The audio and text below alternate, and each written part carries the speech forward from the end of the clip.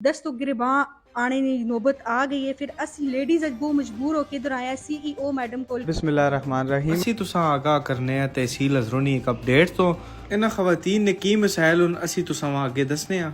आजकल जे जो मास्टर ने हालात वेख के असी लोग बच्चियां बाहर नहीं भेज सकने और ना ही असी कोई गड्डियां या रक्शियां ने किराए वगैरह अफोर्ड कर सकने। लेडीज अज बहुत मजबूर होकर इधर आया CEO मैडम को।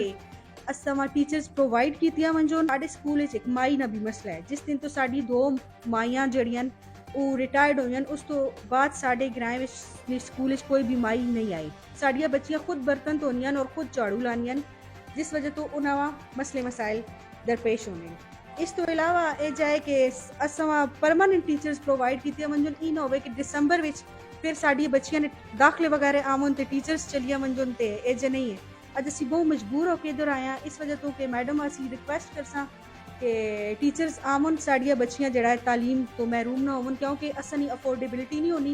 तो हुकूमत बाला नाल साड़ी अपील है साडे जेडे पोलिटिकल पर्सन होन MNAs MPAs वगैरह वो साड़ी हुकूमत बाला तक जड़ा है रिक्वेस्ट फॉरवर्ड करूँ। टीचर्स है ही नहीं उन बिल्डिंग ना असा की फायदा या उत्ते एक्सेसरीज लैपटॉप मतलब कंप्यूटर वगैरह पे लैब भी सब कुछ मौजूद है, सिर्फ टीचर्स नहीं हो। टीचर्स ना हो सुन ते कंप्यूटर ना की फायदा है, वो हिसाब ना सीख सकसन कुछ ना कर सुन। पेरेंट्स वालदैन इधर तक आ गए कि असी हुण अपनी बच्चियां में पढ़ाना ही नहीं चाहते हैं। और जड़े सैकेंडली कि वो आखने असी एलीमेंट्री स्कूल अभी बंद करवासा कि जाहिर गल है साढ़े वड्डियां बच्चियां ना पढ़सन तो असी निक्कियां भी नहीं पढ़ाने। फिर ये बहुत ज़्यादा मसला है कि बच्चियां साड़ियां तालीम तो महरूम हो गए। इस वीडियो आ लाजमी शेयर कर दो ताकि इस बारे कोई नोटिस के दवंजे। इस स्कूल ने अंदर मुख्तलिफ गिरामनिया बच्चियां आन के तालीम हासिल करनिया ना अगर इस बारे नोटिस ना किया गया तो इस सारिया बच्चियां तालीम हासिल करने तो महरूम होवे सुन। इस बारे जरूर कुछ सोचा वंजे।